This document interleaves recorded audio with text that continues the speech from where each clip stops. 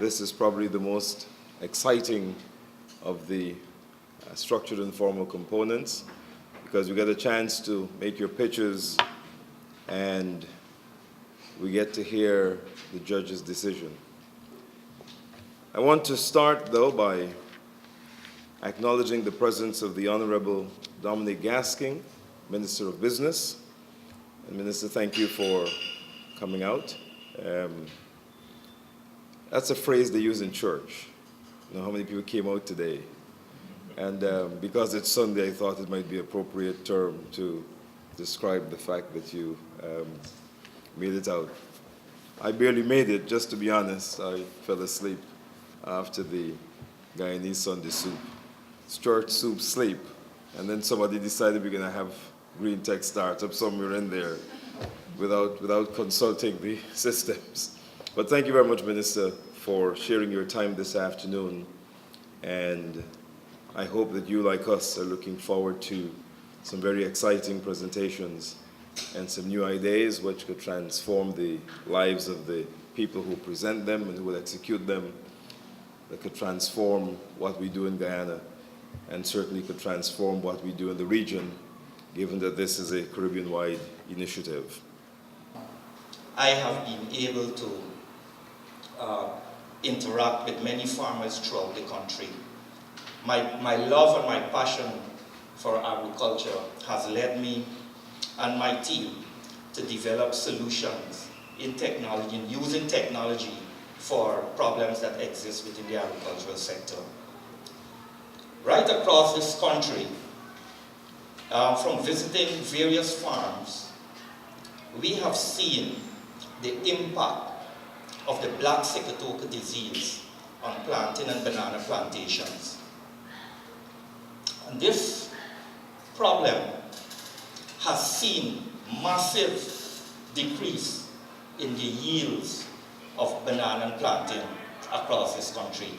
We've seen this so devastating. We've seen farmers lose maybe as much as 70% of their plant material in the field, right? Some who are lucky are able to recover only about 50% of their yield potential from their field production. We at PlantMax, we have developed a solution for this problem. And our solution is to produce, supply, and cultivate tissue culture plantlets using low-cost methods and renewable energy source for our operations. We are here to give to you a solution to this issue. We would implement an innovative device that will increase the supply of electricity to our grid. We will reduce the load shedding that we currently face, and of course we will earn carbon credits for our government. We will even encourage foreign investors. Ladies and gentlemen, I present to you actually, what's happening?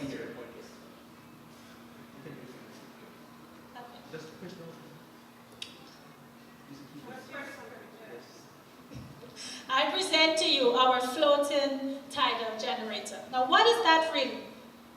If you tell a regular person, what?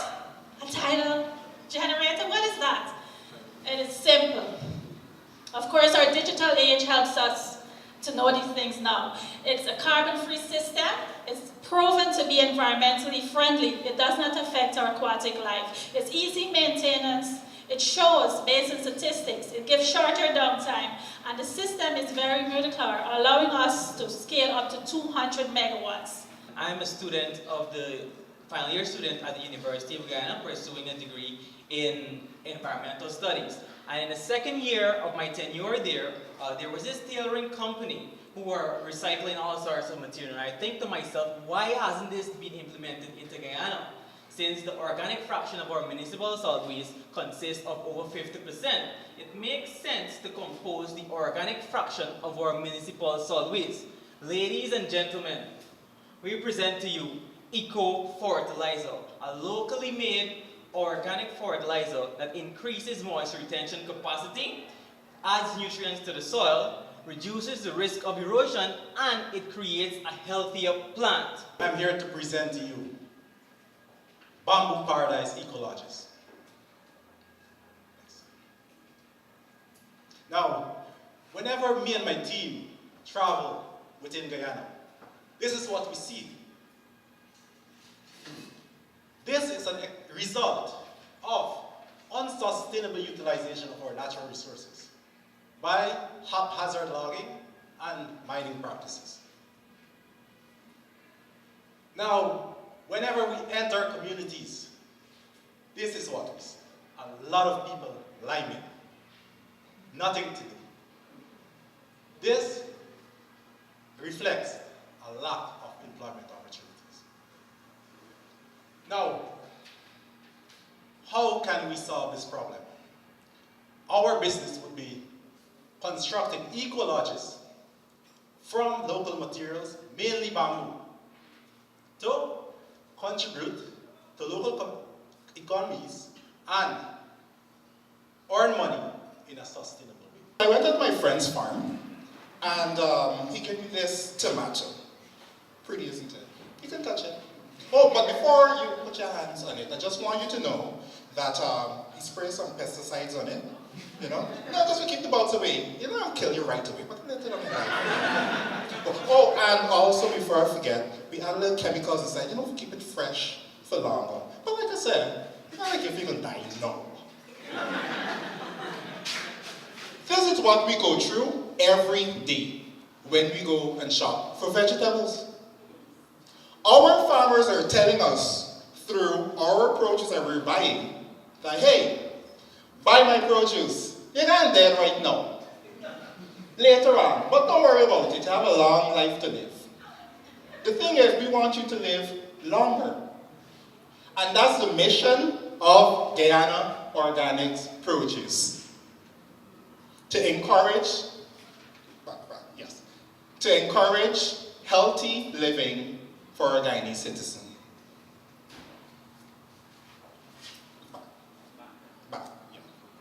So the problem, our farmers are using too much pesticides in their vegetable crops.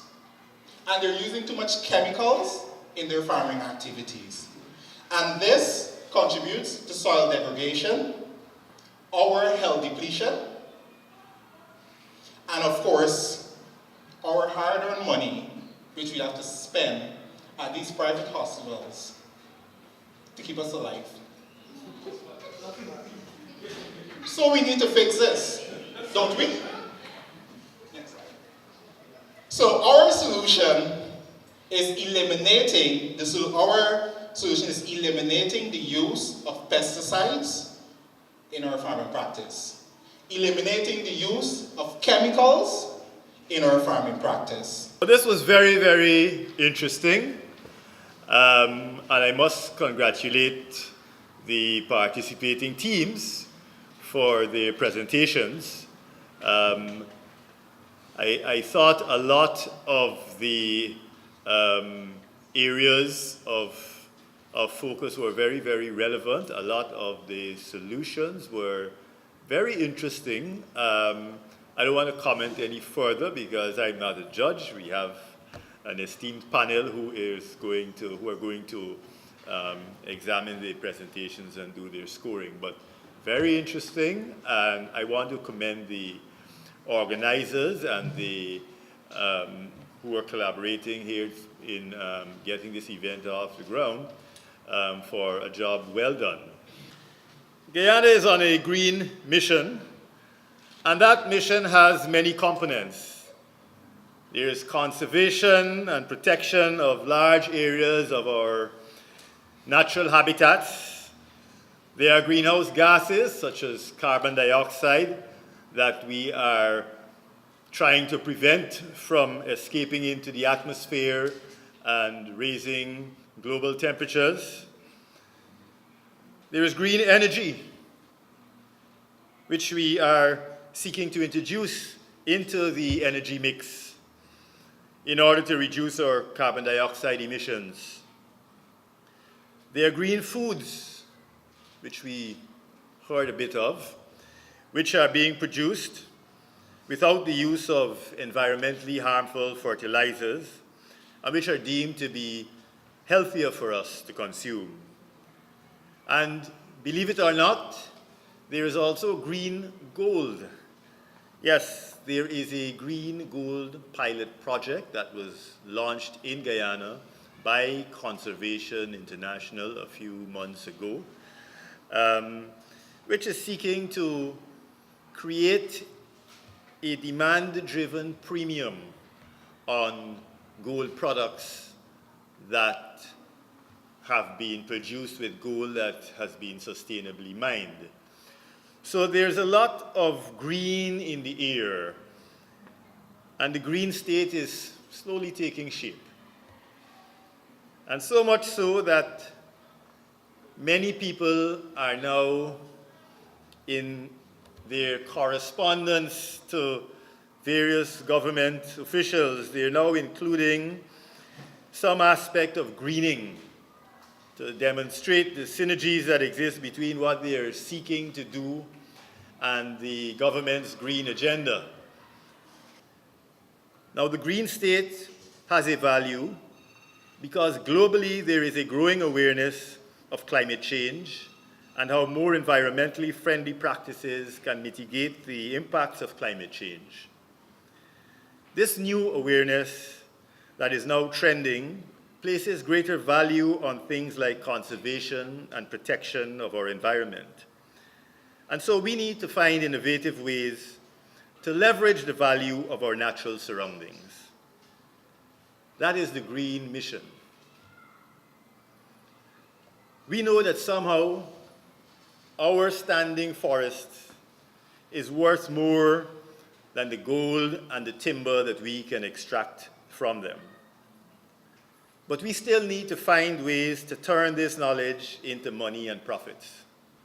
So as I said, there are many components of this green mission, and our green economy needs to be built on three fronts mainly. Becoming green through the use of greener energy and technology and living practices. 2, preserving and protecting our natural greenness. And 3, finding ways to sell our greenness to the rest of the world. Right now, the green brand is a good brand for us to promote.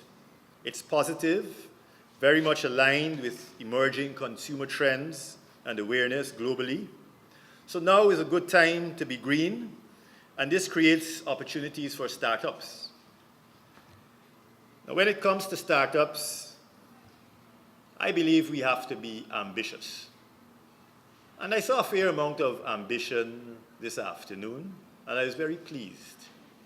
Based on what we would have seen, we felt that, as I said before, in general, it was very good. Of course, there were some gaps identified, but some of the more specific comments would be that some of the ideas needed to pay some more attention to the green element specifically in terms of how it actually solves some of the problems that you would have identified. In terms of the use of time, there was only one presentation that actually was done within the 5-minute time limit. In terms of the presentations themselves, we felt that overall they were generally well done. They were articulate, clearly stated the problems, clearly identified solutions, and generally well presented. We saw a team effort being displayed, especially in terms of the backup to some questions. And of course, that is what you really needed to demonstrate. In terms of the gaps, I may not have mentioned, greater attention to the concept development. In some instances, there was a challenge translating from, the identification of a solution to the marketability, viability, development of the product, and so on. So in that sense, I felt personally that there needed to be some effort or greater effort in terms of developing the content, or it may have been developed but not clearly brought out in the presentation. The other weakness, and we felt overall, and this was a comment from all of the judges, there was certainly greater attention needed to be paid in terms of developing the financials. I know the time was limited, and of course this would have required some more research, greater level of information gathering, and so on. But this is always a critical point in developing any business proposal. It is the financials, of course, and what a key element that plays directly into that, it's the content, it's the concept, actually. Clearly defining the concept, who is going to do what, how it is going to be done, and so on, and then that gives, makes it easy for the financial aspect of it to be developed. So those are some of the general comments that we had. We have learned so much over the course of this bootcamp. And as such, I encourage all of you, the participants, to make the best use of this opportunity that are available. I look forward not just to see the success stories of tomorrow, but the huge impact that your business will create right here in Guyana. And not just Guyana, but the Caribbean region at large. We have seen the transformation of these very passionate, enthusiastic, and optimistic individuals from day one to much more rounded individuals today. We have also seen the transformation of how to stay awake after those heavy lunches in the afternoon. What set this event apart is the intensive series of meetings, strategic sessions, product development, multidisciplinary courses, and training conducted with the help of prominent businessmen and women, along with program alumni as speakers, mentors, and judges. Now I want to speak to the mentors, the panelists, that really took the time out to come and share with us, because these businessmen and women are the real exemplifiers of Guyana's business development. Together with everyone who is involved with the event, CCIC and Iped shares a commitment to growing and supporting a strong green business climate here in Guyana for small to medium business enterprises. SMEs and MSMEs create employment opportunities and contribute to the economic growth and development, as well as the increase of exports of goods and services, which is why it is very important that we really take the time out to help to develop our entrepreneurs. We need to equip them with the right tools and techniques so they can access the funds that are available, not just locally, but from the Caribbean Development Bank, the IDB, and the World Bank. I know you have been through quite an intensive and tough, very exhaustive few days. I see lots of nodding of head there. But at the same time, it was very inspiring and rewarding, right? Let's say amen to that. Let's give ourselves a round of applause for that, right? It is my pleasure to join you for the closing of this Green Tech Startup Bootcamp.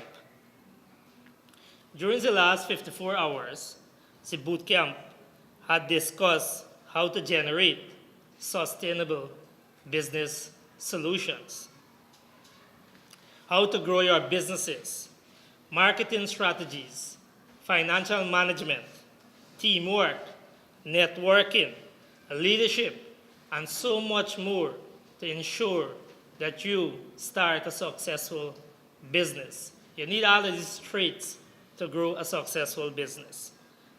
A special thank you to our panelists and our mentors for their valuable and clear explanation, as well as our moderator. You have done an excellent job. Thank you very much. Let us give them a big hand.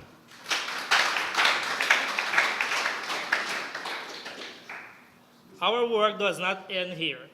We need we all need to continue working together to realize at least one, I challenge you, at least one green tech idea to the market. And the CCIC Accelerator Program, this is not just a talk shop. We need realization of at least one idea. Remember, this product should be affordable to consumer, sustainable and green, and create much needed employment in Guyana. As I close, I would also like to thank CCIC team and Iped team that have worked so hard to make this bootcamp a resounding success. All right, so drum roll, please. In third place, we have an amazing team that hails from that region. I don't know the regions, guys. I'm sorry, I don't know the regions. And that team is Eco Fertilizer.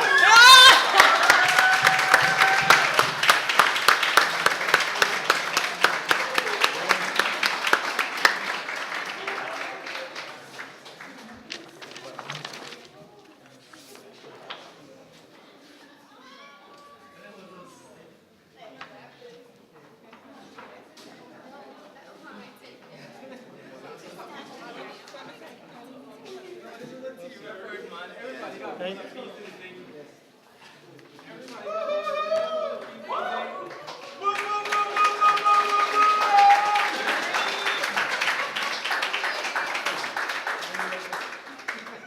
From Region 6. Yes. I know it as tribute. Yeah. Region 6? And They're Region very- 6? They're very hard That means we workers. get to keep the 500. Yeah. No Region 6. Right? Yeah, they're very hard workers. They are? A long day on that log. You know? Yeah. And they come, Pumping, and they say they come back breathing. next. What do you mean? What do you mean? They call next Next, after the board. wood. After the wood. Board. A wood neck!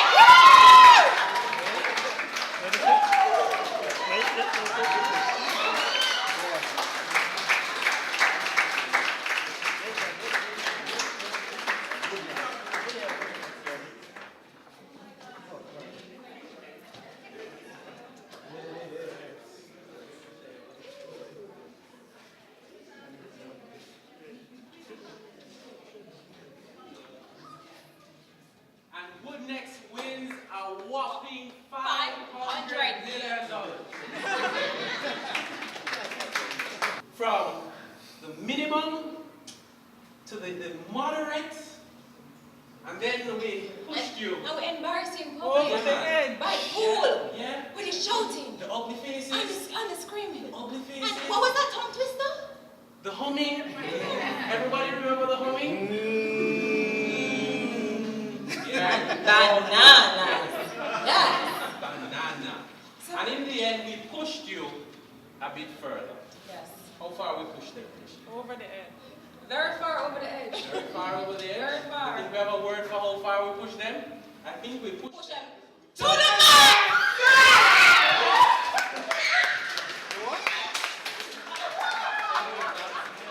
So the winning team is Team Plant Max with their tissue culture idea. And Plant Max wins.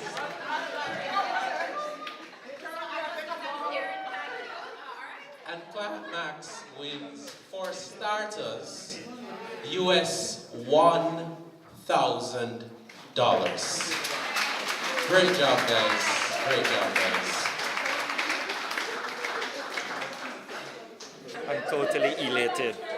This has been a very great experience, and it's a very fulfilling experience because this business idea is not something that has been developed over this weekend. This is a business idea that I've been working on for 4 years, and it's taken about 2.5 years of just research and development before I actually start into the business. It's very capital intensive. It's not something that is cheap to do. And so it's very fulfilling to be able to be recognized in this way, that this project has real viability. And it's the socio-economic impact of this project is tremendous. In this country, we know that the focus on the agricultural sector is not so much there, but we are hoping that with this event, we can now place a spotlight again on agriculture. And really, we want people to know that agriculture can develop beyond traditional practices. We can carry traditional practices of agriculture beyond what is existing today. We can use science and technology in agriculture, and that's the focus. With our project, we're actually cloning plants in the lab. We're making plants that are disease-free, and we are developing plants that gives us unique characteristics that will enhance production. So we're looking at a great economic impact. And with the advent of the decline of the sugar industry, this is a real viable option to replace sugar production and create a lot more contribution to the economy in foreign exchange through planting and banana exportation. Finally, what's the next step from here? You have 1,000 US dollars in terms of capital. What is your next step? Okay, the 1,000 US dollar is basically just for this event. It's a minuscule amount required in our capital investment. And what we're hoping for right now is that we can get investors interested in our venture and to input into our business, right, by partnering with us. Right now we're at the stage where we just need a bit more development with our infrastructure, our shade house facilities, and our solar generating capabilities. So the majority of the expenditures have already been expended. We've acquired our own land, we have our own laboratory facilities, we started the construction for the shade house facility. We just need a capital injection that will help us to get off the ground with operational expenses and some basic capital requirements. Okay, can you just spell your name for me and your designation in the company? Okay, my name is Ian Cole, and I'm the technical director. This entire idea of plant cloning and so on is based on my research. I've developed the protocols and everything on my own, and the research and development is what I've done. I've converted my own income into this business. Currently, we're really feeling amazing. It's an awesome feeling to actually come and participate and win a prize with the Caribbean Innovation Center. Awesome. What is the next step in terms of the company moving forward with the money that you would have received? Okay, currently the money that we receive will not be enough, so we'll be trying to access funds and grants with the government and other private agencies to actually get our operation on the road.